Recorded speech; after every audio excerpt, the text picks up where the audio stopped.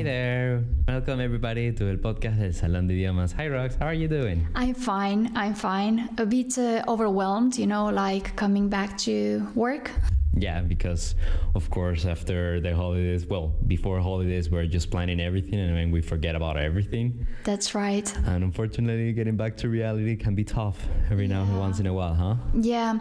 Well, the most important thing is that in my personal case, I was able of putting my mind at rest. Mm-hmm.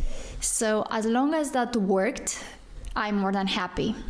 You think so? That's interesting because I think that one of the biggest parts of going back from holidays is just that you kind of like get used to just be completely chill, and then you have to go back to the routine and everything is just immediately, it's not gradual, Indeed, yeah. Well, we do sometimes need to cut off that speedy race we've been caught in, and I do have to admit that it's a bit tough to get back on track with the same speed and the same, energy I would have before summer.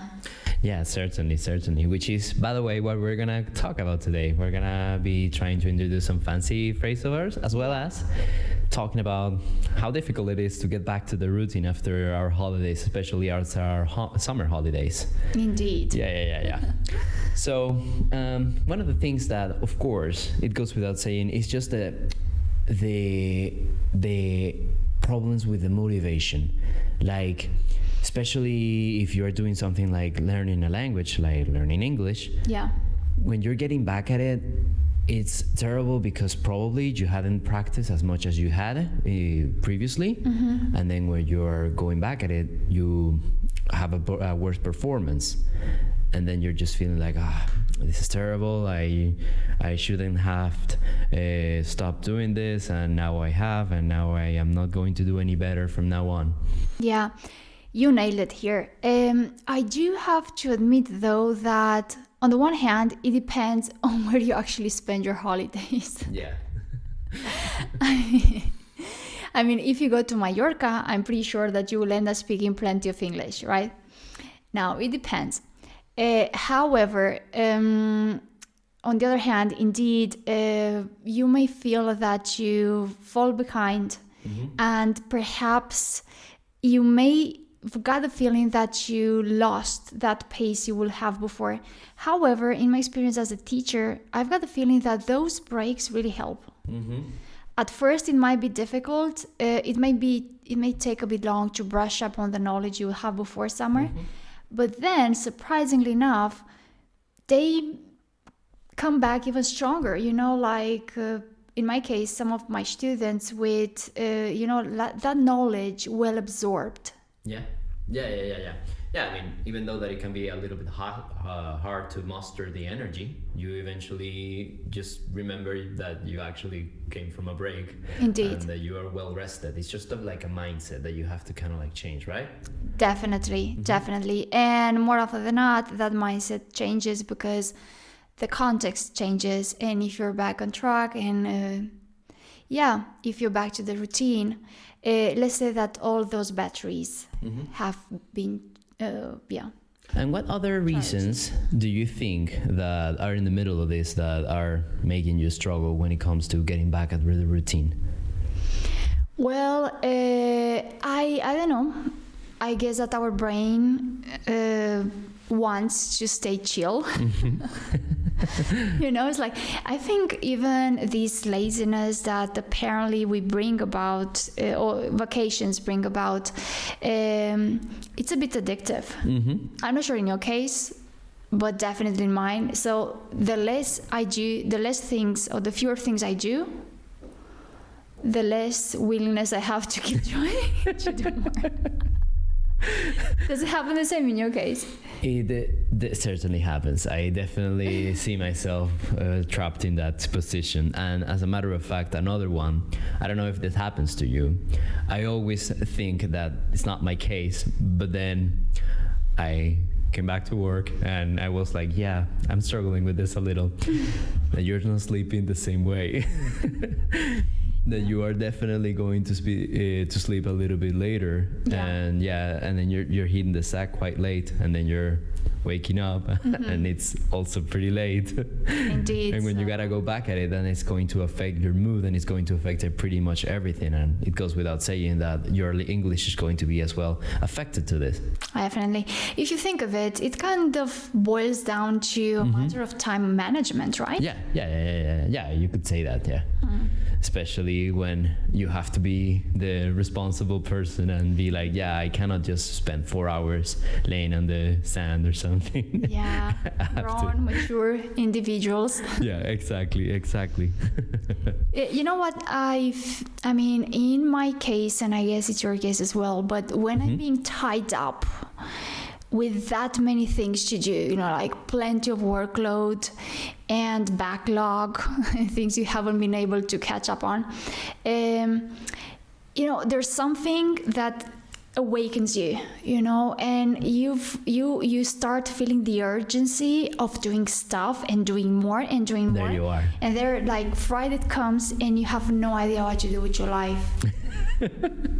It's like, I'm not used to this, you know, calmness anymore. I was used to in summer because fortunately I had enough time to, you know, like unwind and relax myself. But, you know, like now that we're coming back to the routine, once I start, you know, in that race, it takes me a while to get used to calmness when the weekend comes. Yeah, certainly. As a matter of fact, of course, everything is a struggle. Nevertheless, later on, you're able to get around to doing pretty much what is in front of you. That's true. And in that case, then it's actually kind of like hard to strike a balance between those things, like relaxation and just being productive, because you kind of like overcompensate, aren't you? Yeah. Like, okay, I am so full of energy. I can do pretty much whatever I want. Yeah. Once you get back at the motivation, but then you have to be careful because you're gonna get burned out, right? Yeah. Well, I guess the most difficult part when you come back from holidays or long holidays is that period of following through, right? It's like, gosh, starting again with a routine, and then it turns the other way around. If you follow through and you've started working and getting back to the same fast pace you had before, it's difficult to just stop. I think it's almost, I'm not sure in your case, but my mind just keeps working and working and working. Yeah. And I guess that it's difficult to hit the pillow with that, right? Yeah, and it's almost, I don't know, almost impossible to strike a balance in life when working and not being on holidays. Certainly. Okay, and you know what happens with this? That this sounds oddly familiar to like New Year's resolutions, don't you think? At least I have seen it that here in Spain, the kind of like the culture of September, because you had like a really nice break during your holidays, and you're coming back at it, and you have like the motivation of doing all these things like learning English, like learning a new skill. I seen it like, I don't know, for instance, I'm climbing right now. Okay. Yeah. You didn't tell me about that. Yeah. That's new. Yeah, that's new, and I'm really excited. I'm really looking forward to every afternoon and just climbing. Cool. Yeah, it's fantastic, and I see that now in September the climbing wall is full of people. Oh, look at that. Yeah, I just should like take up some activities. Perhaps that would help me, you know, like navigate better. Release some energy so you can finally fall asleep. Okay, so you were comparing to New Year's resolution. Yeah, certainly, because I think that plenty of people, when they are like completely relaxed, perhaps because you are completely just tranquil with the entire work atmosphere or everything during the holidays, you don't have to think about that. So you start thinking about the things that you want, and you just decide that I want to start doing this new thing while I'm going back to work, and I want to have a better routine. And I do believe that it's actually pretty great that this is the mindset over here. Like, it's because I think that it's a better time than in January. I agree with you. yeah, because like not only is the weather better, but also you are not like full of food because of January, and then you're feeling weird, and then like, and I think that you're just like going back at work with that mindset. I think that that could work out, right?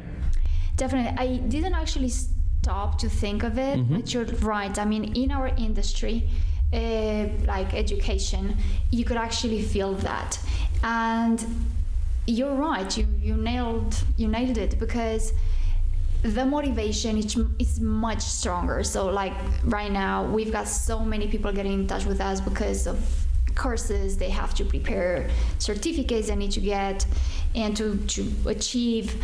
And it's funny because you could always tell that, you know, like beginning like September, even October, so many people going for that and starting like utterly motivated, or at least utterly pushed to doing it.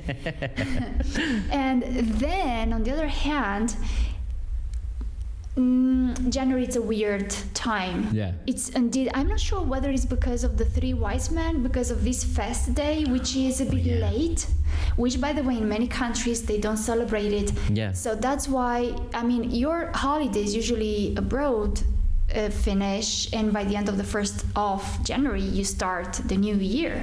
However, in Spain, at least in our world as teachers and teaching and starting courses, it's usually mid-January or even end of January, because people are still, you know, they still have summer holidays after, you know, like on the 6th of January. And yeah, and not only that, but also the academic year starts in September. Indeed. You're like in the middle of something, or like, yeah, I still see the same faces, and everything is like this, kind of like the same when you're back in January. However, in September, it tends to be a completely different experience. so are you basically telling me that this prolongs and this goes farther from not just people taking up new objectives in education, but in other fields as well? Yeah, in other fields as well. Yeah, certainly. Yeah, certainly. I think that that's something that happens, because again, as I just from my experience, I'm just seeing the climbing wall, and it's full of people, and I'm pretty sure that 1,000 people are not going to be all teachers, right? Well, you actually made a very good point, and that may account for the reason. For this reason, is the weather. Yeah. I mean, January, February are surprisingly cold compared to December. And I guess that we are like, you know, I imagine like tiny bugs, you know. Yeah. You know, like when it's too cold, you just get stagnate. You know, you just you don't have that willingness to be doing stuff. Yeah, no, and I mean, I'm just talking about my experience, but I'm pretty sure that plenty of people are going to feel familiar with this. Every time, like, of course, everybody has their New Year's resolutions, and of course, one of those is usually working out more often, right? Yeah, definitely. And I like doing calisthenics, but then, of course, it's January. It's the sun sets at like 5 p.m. Oh gosh, that's one of the things that I do despise, you know, of winter. Yeah. Short daylight. Yeah, I mean, and dawn doesn't arrive until like, I don't know, like 9 a.m. So you summarize, you just add this to being very cold, and of course you feel like, oh yeah, I want to work out, but maybe tomorrow, maybe tomorrow is going to be a better day, and usually it's difficult to follow through. However, in September it becomes a little bit easier, because it's not too hot. Actually, It's getting a little bit fresher, and it's still like you have plenty of sunlight. And mind you, there are many people going on holidays in September still. Okay, so they have their batteries charged, and plus that, it's much easier to embark on new projects. Yeah, because it's like a prolongation of your summer. Correct, exactly. Okay, so it makes sense. So therefore, guys, I'm wondering whether you guys are willing to be starting, I don't know, learning more English or reaching for that top certificate. However, I do want to go first with one part of what it means to doing the things, because of course it sounds in theory just telling you that you have to start doing what you are proposing, and that's it. It's not a piece of cake. Yeah. So this is where a really useful book by James Clear comes into place. I don't know if you know which I'm referring to. I think I've heard of him. Yeah, right? Yeah. Atomic Habits, was it? Atomic Habits. By the way, certainly. Quite a convenient name, right? Yeah. James Clear. No, I just James Clear. the guy knew what he was. That was his talking destiny. Certainly. So, Atomic Habits, I think that is a great book to help yourself building up the routine step by step in a really like minimal way. Because if you want to try to do things like completely change your entire routine at once, it's not going to work out. Okay. Yeah. So this book has 4 main concepts, and it's make it obvious, make it attractive, make it easy, and make it satisfying. Okay? Those are the main 4 concepts, and of course it has to be simple to understand. But yeah, making it obvious, it's that you have to say something like, I want to be better at English. Yeah, but what does that mean? Like, you want to be better, like you want to brush up on your English. Okay, cool, but do you mean that you're going to practice your grammar, or is it your speaking skills that you are lacking a little? What is it? So it's like making it a fact or something. Yeah. A reality. Try to be more specific with what you are looking for, right? So breaking it down into specifics. Yeah. Okay. Yeah, and then we have the second step, that is make it attractive. And of course, you should try to pair whatever you are trying to do with something that you already enjoy. Okay, and this is where, of course, the things that we have mentioned previously, that if you're learning English, for instance, you should be doing that, like listen to our podcast while you are attractive, honestly. while you are I don't know, making yourself a fancy dinner, if you are into cooking, for instance, or if you're working out, then that's like not the difficult part for you, but English is the difficult one.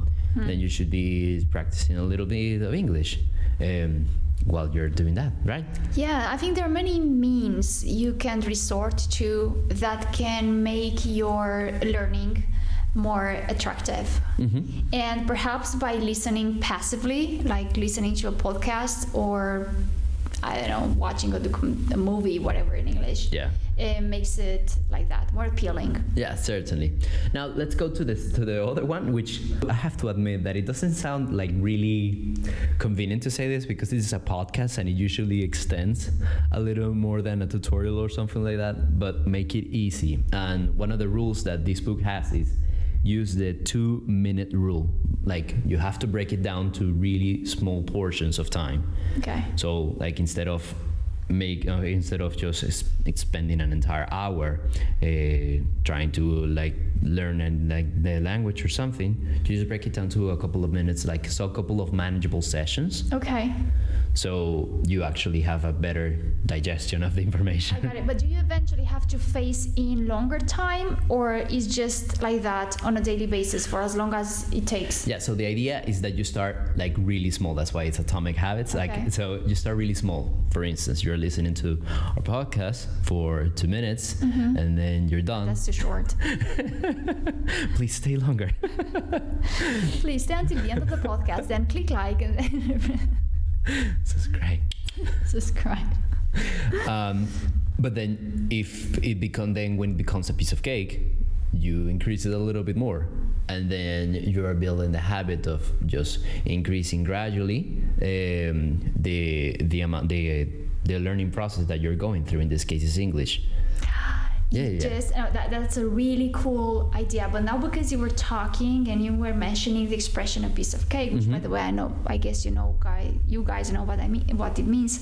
I was thinking that perhaps we could just come up with a new episode of teaching vocabulary, but just with food and sweets. That's gonna be really appealing. Oh, that sounds really nice. Yeah, certainly. If you like my suggestion, thumbs up, subscribe. There you are.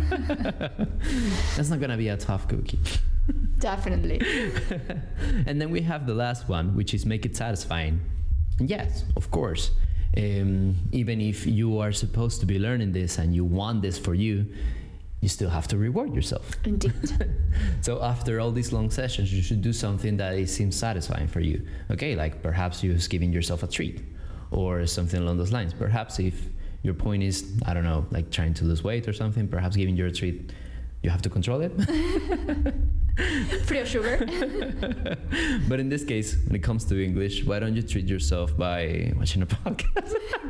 Okay, we are really tiring. Sorry for that, but it's a pretty good podcast. I was thinking that one of the best and most satisfying things I can see, at least among our students, is the time when they get the results of their official exam. Definitely.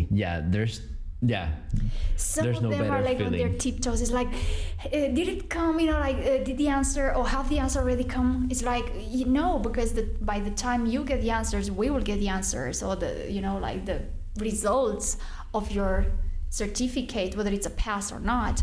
And some of them are just eager. Have they come out? Not yet, sorry. Have they come out? Not yet. Okay, just keep waiting one more day or perhaps a week, and you're going to be having the results. So that's a really nice... Yeah, certainly. And it works both ways, as a matter of fact. Because I'm also really curious about it. Every time I have a student and I know that they took the test, I'm always like, hey, how was it? Did you pass? It's really satisfying. Yeah, because every time they tell me, I passed the test, wow, that's amazing. I was like, yeah, great. Great, you've done. Well, I was thinking now, I'm just, perhaps my mind is a bit scattered. I'm still following through after holidays, but I'm making this comparison to what you have just told us, which by the way, it's amazing. And I think we kind of have this parallelism and this comparison to the way we've managed to have courses now with this new school year. And I'm telling you this because we came out with courses which are like really short, like from 2 weeks to 8 weeks. So from 2 to 8 weeks, they're really intensive, but they are short enough not to make you get too tired or too bored of learning. And then once you've done them, if you're already fully trained and you believe you're prepared, which by the way, they're so holistic that I believe you will be prepared, you just do the exam. So perhaps in less than 3 months, you may have your atomic habits followed and come up with a good results. Now it depends on the level you're starting, by the way. Of course, yeah. If it's a bit we have to be realistic. Perhaps you need some previous training before. I don't want to get this straight away from your main ideas here, but I was thinking that we might not be doing it that bad by breaking it, in small pieces of like courses in small sessions. Yeah. Or don't get me wrong, not small session, but short weeks. Yeah, so, no, I mean, it's also like not really daunting. Like such a commitment of being 3 months at once might be a little bit too much. You might end up actually going by step, reaching the 3 months or even further, as a matter of fact. However, the first commitment might be too much. So if you are able to just say, well, it's 2 weeks, I'll just do it for 2 weeks. Let's see how it goes. And if you're feeling like more comfortable, well, actually, that was fine. Let's give it 2 more weeks or 4 more weeks. That's the positive thing. You don't have to commit to 6 weeks. Just commit to 2, which is the minimum, and then you keep on doing more if you feel like you need it, right? And I believe this is actually what makes a difference between us and perhaps other schools. We don't make people commit too long, like you don't have to be with us for 2 years. Okay, so we will love you to be with us because we have a really good relationship with our students. But what I mean is that you commit with us as long as it takes for you to reach your goals. So, and we push really hard. Yeah, certainly. I would just, perhaps guys, you have seen that we have constantly phased in certain phrasal verbs and expressions. We recommend you, if you want to get the whole list, to just go at the description of this podcast and access the links with the articles where we actually have that. Yeah. So yeah, this is mainly for those who are only listening, because if you're watching as well, I know that perhaps like completely staring at the screen for half an hour with just us is not really realistic, I know. But like all these words, like the phrasal verbs and some of the expressions are always going to be in screen, so you will see the meaning in the meaning like immediately, and so you don't get lost. Yeah. Okay. So of course, if you're listening, perhaps at the moment that you listen to something that you don't understand, just take a look at the screen and you'll probably see what it means immediately without having to go anywhere else. Indeed. And if you want to see this in person, you can always come to Salón de Idiomas in Madrid. Yeah, we're really looking forward to it. Indeed. Guys, I hope you start your school year strongly motivated. Yeah. And I do want to know if you have anything to say, like anything to share about what you do in order to get back at the routine, or if it's not really a problem for you, or it's really something that is like totally a bore or something like that. Let us know in the comments, okay? And of course, please, if you like the podcast, just like the video and follow us on all our social media as well. Thumbs up. Thumbs up. Bye bye, guys. So take care and have a lovely day. Take care. Bye. Bye. Bye, Rox.